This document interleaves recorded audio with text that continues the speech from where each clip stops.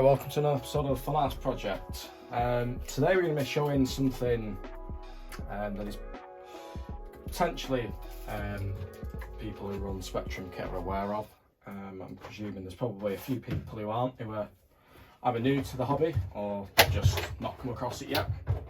And it's something that's come in a recent update, being able to change your ESC settings direct from your transmitter. You know, something with a screen, DX5C, Pro, Rugged, even the DX6 I think does it. And you're not going to need one of these program cards to change settings anymore. Everybody knows that's a bit of a faff and a pain.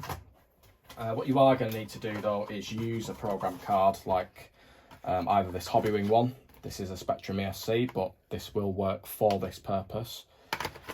And you're just going to need to update the ESC to the latest firmware, courtesy of Spektrum's website. So what I'm going to go ahead and do is just take off my body, put that down there, just going to hook the batteries up. Just move this body out of the way. And you're going to want to make sure that your wheels are off the ground, obviously. Switch the car on. And then the rest of the work that we're going to see is done on the transmitter itself. So I've set this up so you've got Smart ESC as part of the on screen.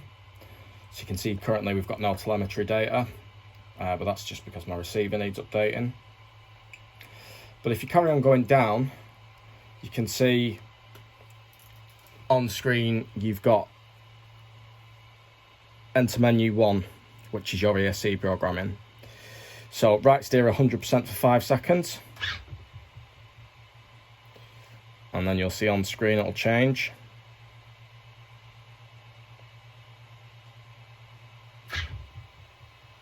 Left steer for 5 seconds.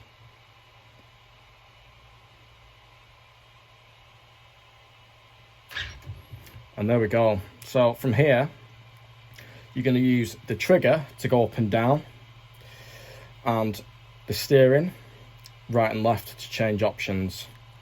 So just for example, we can see currently the motor running mode is forward, reverse and brake.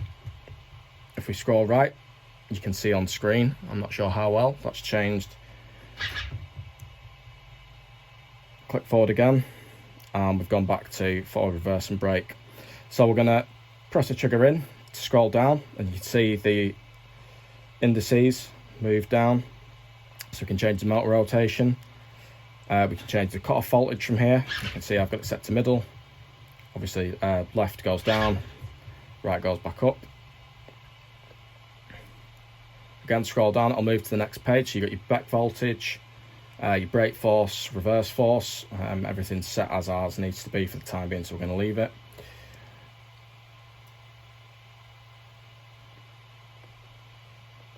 So we're going to scroll right down to the next page, and it's going to give us our punch settings, which ours is set to max. You can also alter your timing setting, which I don't really think is necessary on something like an Outcast. And then you get to the last screen, which is save with exit, default and exit, which will just revert the ESC settings, and then exit, which obviously won't change anything at all. So in fact what we'll do is we'll do a save and exit. We've not altered anything. So you just steer right to do that, and like it would if you change the settings on the ESC manually, you're going to get an ESC reset. Once it's reset, you can go straight back up and the car's ready to go again.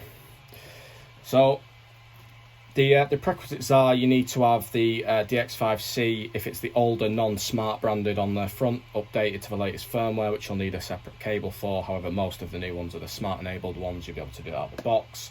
I think most of the Ruggeds now are smart enabled, and the Pro as well. You'll either have to update, or if you've got the latest one, again, that should be smart enabled out of the box.